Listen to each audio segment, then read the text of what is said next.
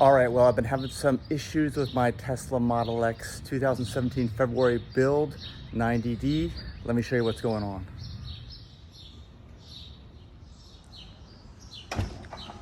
Well, this video is a video about my air conditioning issues here with the Tesla Model X. Let me see if the air conditioner actually works now. Yesterday it wasn't working. Also, in addition to not working, I was getting an error that it wasn't going to supercharge right. I have a feeling it's going to kick on. This has happened before. Now, yesterday was a very hot, like 90-degree, super humid day here in the DC area. It's turning on. That's good. Now, what happened was I was getting messages here. Now, my vehicle is getting older. It's got almost 250,000 miles on it. And let me tell you, I've had all kinds of air conditioning issues over the last 2 years. They started out in May of 2021. Check my videos for that. And I think Denise and I were out on Corolla Beach, North Carolina, and we were going off-road, and all of a sudden the air conditioner just decided to quit. It was not related to that at all. It actually started happening before we went on the beach as we were supercharging. Because supercharging, if you guys know, takes a huge toll on your air conditioning system. Because the air conditioning system is not only used to cool the passenger compartment, which it's doing for me right now, and it's actually working, which is awesome. It's another intermittent issue. Well, but the thing is, when you go to supercharge, it also is cooling down the battery pack, because supercharging at very high speeds, like above 100 kilowatts for sure, which mine reaches all the time, it just doesn't, well, it needs to cool the battery pack. It needs to cool you inside the cabin and the battery pack, which heats up dramatically. So it can't do it. When it's on its last legs, it can't do it, or something's wrong, it can't do it. So reversed back to May 2021, and they put in a new compressor. It didn't cost me that much. It was like $800 at the time. This is pre-code. No, actually, this is post-code, wasn't it? Yeah, 2021. Anyway, wait till you see. This is the same place in Northern Virginia I went to, the same service center. Then 2022, my car got bashed in, and I had to have work done at the Tesla body shop, or collision center they call them. On the passenger side doors, both Falcon Wing and driver door had to be replaced. I had some work done in the back. And then when I got the car back, it was gone almost all summer of 2022. The air conditioner failed again in the fall. Same thing, I was supercharging, hot weather. I remember we were going to a concert for Spin Doctors. Check the channel for that concert. And it just wouldn't work.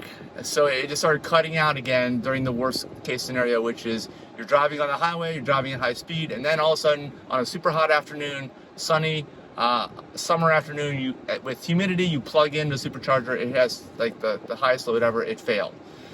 So they said I need a new compressor again, and they kept the car for like a month figuring this out, and it was a huge bill. It was like $2,500. I don't know why it was so much this time. This is all my Tesla records. So September, October 2022, got that bill. Now, this is July of 2023. And I can tell you, since I got the car back in 2022, it wasn't working right. It hasn't been working right. Denise will tell you, whenever you plug in at superchargers, even if it wasn't that bad, you would start to notice that the interior was not being cooled off the way it should be cooled off. Okay, it couldn't do both. And it was just getting to the point where now all of a sudden it can't do both. So I got a new error. It basically said, like, I said something like air conditioning not working. That was one error. Another one said you're not going to be able to supercharge very fast because the air conditioning's not working right. Second error. So what has happened since then? Well, that was yesterday.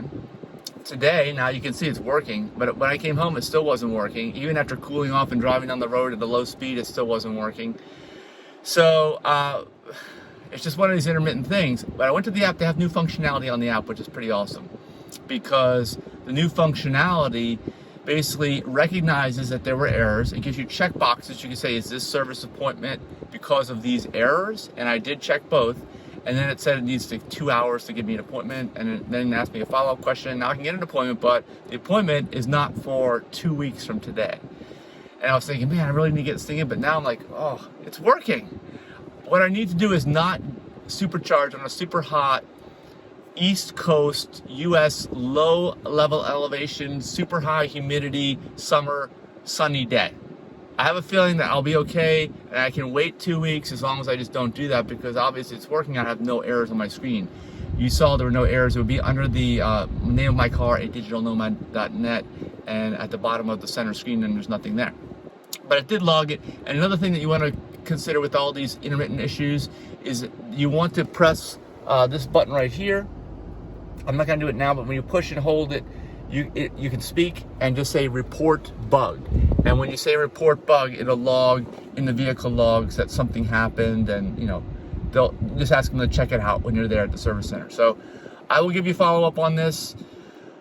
At this point, I'm going to go in and say, look, guys, I've spent like over $3,000 over the last 2 years with 2 compressors. The last one was replaced in October, I think it was, and now it just turned July and it failed. Something's not right. I think they're not diagnosing something right. They're replacing parts that aren't bad. Something else is going on. Even when I'm sitting at superchargers, when there's a problem and I notice it's not cooling right, I hear a rumble.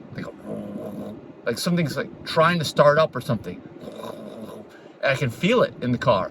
And that's when I have the issues. So I don't know, maybe that is the compressor going bad. Maybe there's something in the system. Maybe there's debris. Maybe there's some kind of valve that's trying to turn on and off that can't work. I don't know. Let me know in the thoughts. Let me know in the thoughts. Let me know your thoughts in the comments, please. I really want to get this figured out. It's frustrating, as you can imagine. And when you really need it the most, it's not there. So thank you so much for watching. Give me a thumbs up and subscribe, and I'll see you in the next video. Bye-bye. Also be sure to join us at TeslaHighMileageClub.com.